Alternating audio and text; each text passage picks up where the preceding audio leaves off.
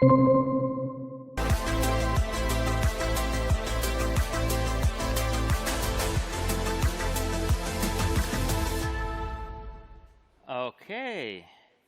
Hey, folks.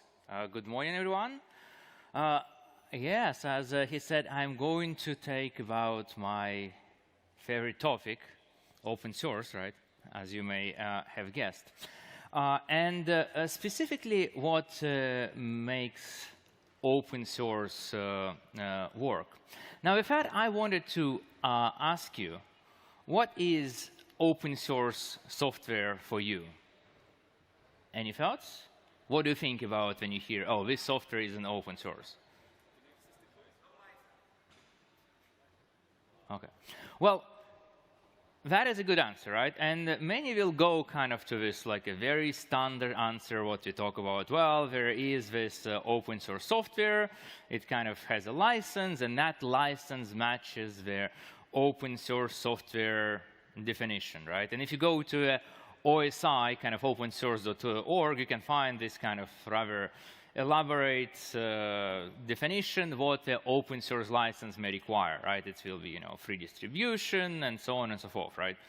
And I think what is also important in this case, right, which is what the open source doesn't just mean it is an access to the source code, right? Saying, hey, I see some code on a GitHub, and that means it's open source. That is a bad idea, right? And if you use that code, right, unwisely, that's maybe, very bad consequences for your company, for your project, and so on and so forth. Well, there is also the alternative term, right, which you guys heard, is free software. It kind of has a little bit kind of a different nuance, right? And I like that also because it has sort of like a shorter definition, which actually fits on the single slide. But often, if you kind of get avoid of those kind of different groups, right, which want to kind of invent that's kind of a differences, you can use that interchangeably, right? And often we even talk about free and open source software, right? Like just making sure, okay, guys, we kind of make a focus in the case. But anyway, so if you look at those definition, right, and open source, the question I would ask, is that really enough? If I am somebody saying I'm planning to use this open source software, build, include it in my project, maybe build my business for that, and is it really enough? And I think in this regard, it is good to look at the kind of different players which you have in this open source ecosystem. One, of course, is you can talk to their lawyers, right?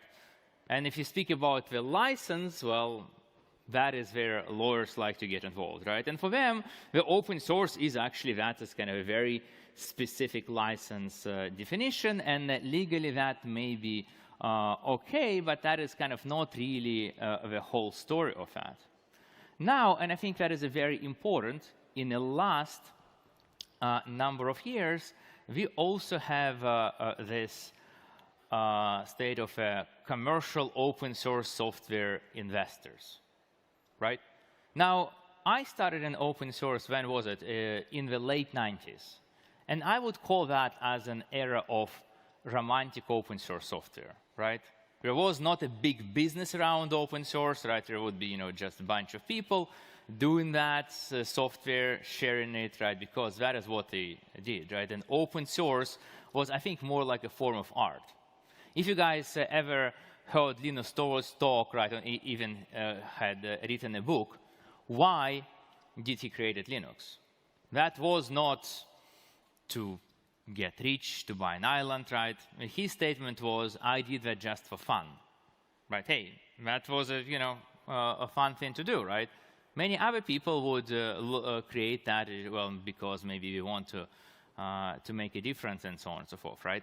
Obviously, as an open source became now a giant business, and we have a number of companies which are have a value of tens of billions of dollars, right? In this case, then there is a different perspective of that. And what we often see from this investor's standpoint is, hey, we want to define the open source software so we can still call it open source, because developers in generally love open source, right? They associate that with something better than a proprietary software.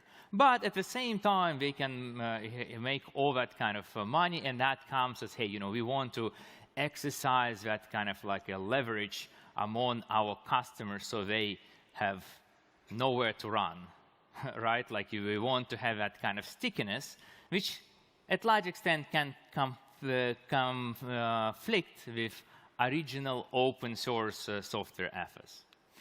Then, of course, there is an open source developers, right, or contributors, right, which often have a different ideas. Hey, you know what, we want to make sure we have access to our code, right? Like, for example, some of you may have heard 2 years ago, Elastic would, change a license from open source, and Elastic had like thousands of contributors which did not work for Elastic.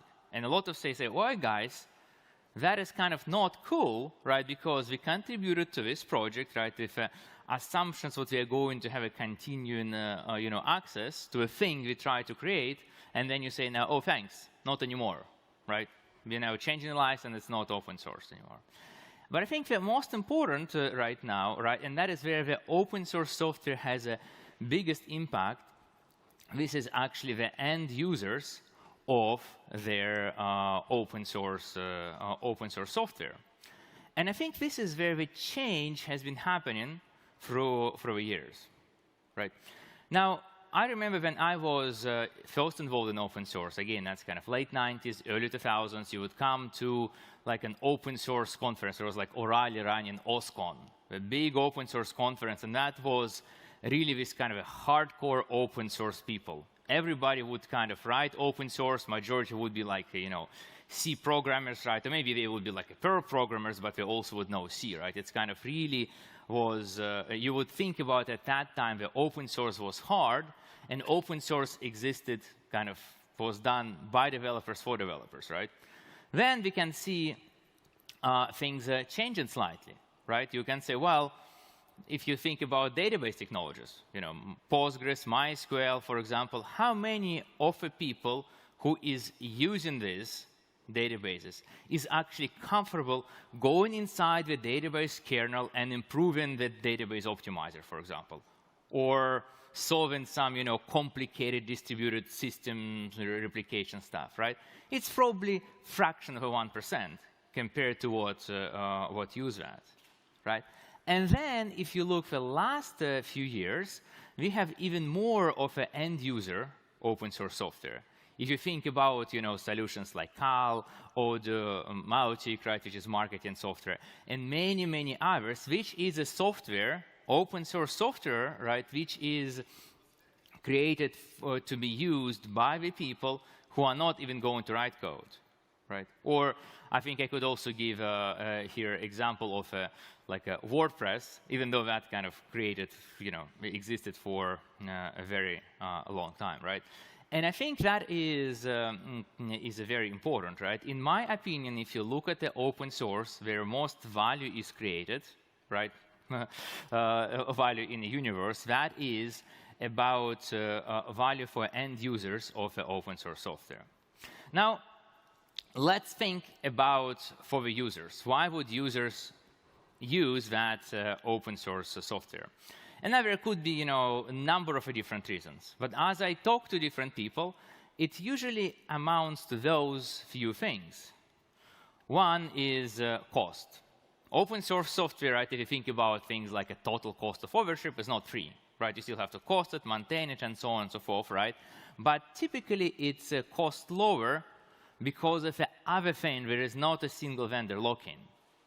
Open source software invites and has a competition in this case, right? And that obviously brings the prices down, right? Economics 101, right? That also gives us a lot more choices, choices of the vendors. You can also say, if you want, you can take them, maintaining that open source software in-house, modify it as you want, and also customization, right? If you want to customize some proprietary software, you're out of luck. Well, maybe the vendor was so kind to give you a couple of pluggable APIs, right, to do that. But outside of that, you only have to go to that vendor and say, hey, please, we'll pay you a lot of money. Can you build that feature for us? And they may say yes, may say no. In the open source software, you can hire a variety of people to do that for you, or you can do it in-house, right? And I think that is a very interesting and important, what a lot of people customize the software for their own needs, and that is especially important at the high end. Right? Like if you think about Facebook, one of the largest users of a MySQL, well, they run customized MySQL version, right? Because for them, they had some very specific use case at a very large scale. It made sense to customize MySQL, which would, save them a lot of money. Okay, but let us go back to this question. Is the open source license alone is good enough? Right? And let us think about this kind of hypothetical use case, right? What if you go ahead and follow the letter of the open source? We'll use some open source approved license, but I would say, well, we have a project which has a sole developer. He's kind of an asshole, right? He doesn't really respond to users' requests, accepts any contributions, fixes the bugs. He doesn't really provide the binaries unless you pay them. And you know what? While he has a source code out there, it's kind of complicated to build, and he doesn't really share that build instructions with everybody, with anyone, right? Well, is that kind of really open source in the practice, right? What I said that as a trying to value to get as an end users, would you want to use that open source software? Well, and the answer is probably not, right? And what that for me means, if you think about that kind of really the practically usable open source, their license is necessary, right? But that's not sufficient. Because, of course, if you don't have a license, then you cannot really get all the other stuff, right? And I think that is a very important thing, right? Especially in this age, right? That is a very important thing to think about. But I don't think that's really, talk a lot. And again, I mentioned with a lot of commercial interests, right? They actually do not want folks to recognize, hey, well, you know what, not open source is created equal, right? And I think that is something what especially happens now when the open source having bigger and bigger commercial interests. And as in the many fields of our life, you can see this kind of commercial interests have been kind of sufficiently overtaken their kind of social value and the social goodness that open source was created to provide. You can also use this word to describe it. Do you guys hear the word enshittification? Well, this is actually the word which was named the Word of the Year by I forgot whom, right, for 2024, right? And I think for good reason, right? Because we are seeing enshittification everywhere, right? Like if you guys noticed, for example, with something like don't be evil Google, used to be you type something, right, and have some a little bit of ads on the side, right, and mostly you have some, relevant search results. Now you scroll a full page and there is nothing but ads, right, like right now, right? I mean, as an example, from a user experience standpoint, right, well, you're not getting what you want, right? You're getting what makes Google more money. And I think that's what we see in a lot of other use cases as well, with unfortunate thing with open source as a whole as well. And I think that makes us very important to understand the different kinds of open source software. Now, as I was looking at this topic, it was very interesting. I found what a guy named Simon Phipps, right? He's one of, you know, I would say like an early open source, you know, lawyer slash policymaker, something he was involved, right? And he was really involved in trying to define, hey, what does it require for software to be kind of actually usable, right? And he says, well, you know what? We already have this kind of like an open source. Let me call that organic software, right? I think his idea probably was, you know, kind of try to connect that to like organic foods, which is supposed to be sort of like a, you know, better for you and kind of better for environment, right? And he has, you know, developed kind of this scorecard, right, where he talks about, you know, modern license. He talks about open meritocratic oligarchy, which is kind of complicated, but that talks about the, you know, the governance, right, how a project is governed, and if it's governed for interest, right? You know, things like copyright, trademark policy, making sure we have a roadmap. We have multiple developers, you know, that example, right? And you can fork a project, which is, again, fantastic, right? I think this is what we have seen in many cases right now, right? If an open source project goes bad, what happens?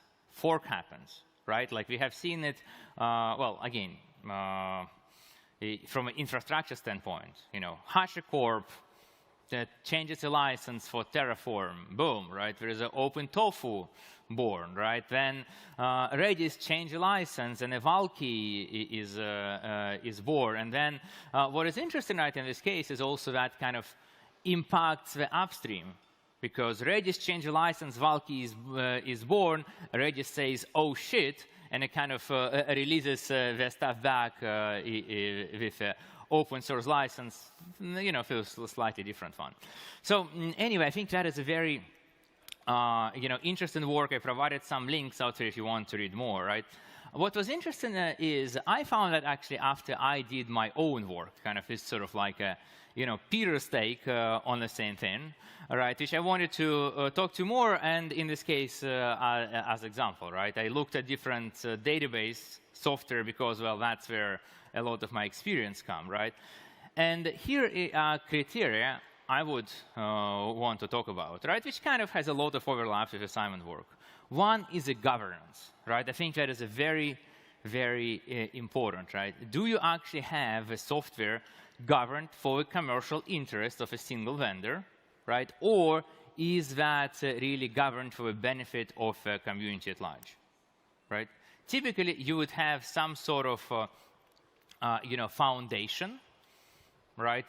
But also like a foundation which is really run in a benefit for the users, right? Because it's not always happens, right? Like, for example, in this, you know, if some of you have been following WordPress drama, right, we said, well, there is actually this kind of, you know, WordPress foundation, but that happens to be the pocket foundation of a single person, right, who also happens to be a major shareholder, right, of one of the biggest commercial vendors in the space, right? That's, well, kind of not really independent foundation, right, which operates in the interest of users, right?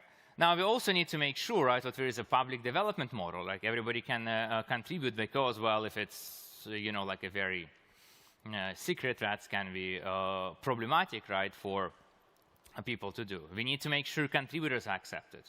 We also to make sure there is a big user community, because I think that is one of the great things why people want to do that, because there is the user community where you can get help, you can contribute, right? You can actually, you know, find friends, right, if that's open source software is a significant part of your professional life, right? But also what I find, what you need to have a vendor community, right? Because if there is only a single vendor which operates out there, that is a problem, right? That creates a monopoly of sorts, right? And you want to make sure there is a choice. Again, PostgreSQL is a great example out there because there is a ton of companies which can help you with Postgres, right? We spoke about the license. That is already the other thing I wanted to say is accessibility. One of the ways to kind of also deal with kind of an open source, right, is make that kind of less accessible. Oh, you know what? If you can't access the binaries, right? Or it kind of makes it hard to update unless you're a customer, and so on and so forth, right? We want to make sure open source is well maintained, especially right now, right? Security is such a big thing, right? So if you are looking at the open source software which is not really well maintained by community, right? It's recklessly dangerous to run it, right? Because there is, so many players out there just, constantly looking for the different holes, right? There is automated bots which try to kind of exploit the security holes and so on. So you want to make sure you take the security out there. Yeah, well, anyway, that is some ideas I wanted to share in this case. The question I would ask you in this case is, do you guys see anything missing or anything unnecessary? Maybe you can say, hey, Peter, for me to run the open source, I've been comfortable doing that, I also need X. Any thoughts? No? Okay. Okay, well. So the last kind of point where I wanted to leave you here, right? It kind of gets like rather complicated. You can say, well, Peter, you have listed all this kind of criteria, right? What if it's kind of like a couple of things we can look at is at least where it is and where it is trending? I think a lot of here is stands with incentives, right? If a lot of open source and organizations which governs that may be to say, hey, we want to make sure, right, we are looking to monetize you as a users as much and as hard as possible. And that is typically goes through, taking away your choices, right? Because ability, that's kind of a stickiness that pretty much corresponds to taking away your choice. It's just, a better sounding words, right? And I think that is if you want to start with kind of one thing which typically pulls everything here, right, is what you want to see that the software is really governed, I would say, that's by community for community, right? Like in this case, right, for community of users. That is typically where everything pulls, right? Because then that community of people would want to make sure that software has a kind of a good roadmap, it's kind of a well-maintained, it accepts contributions, and so on, and so forth. Okay, with that, to finish it, I think it is important from my standpoint to talk about more than a license, right? I would like to see us having some sort of a more information about where different project stands, because right now I can go to GitHub and say, hey, here is a license, and here what that license means. But for me, kind of to find out what is about that project, about all the other aspects of a kind of a scorecard, track record, well, it's hard to find by, and I would hope some, independent non-profit would take on something like that, right? So it's not just, biased Peter view, right? But that's something kind of more crowdsourced. Okay. And that is pretty much all I had to say, and I would be happy to answer some questions.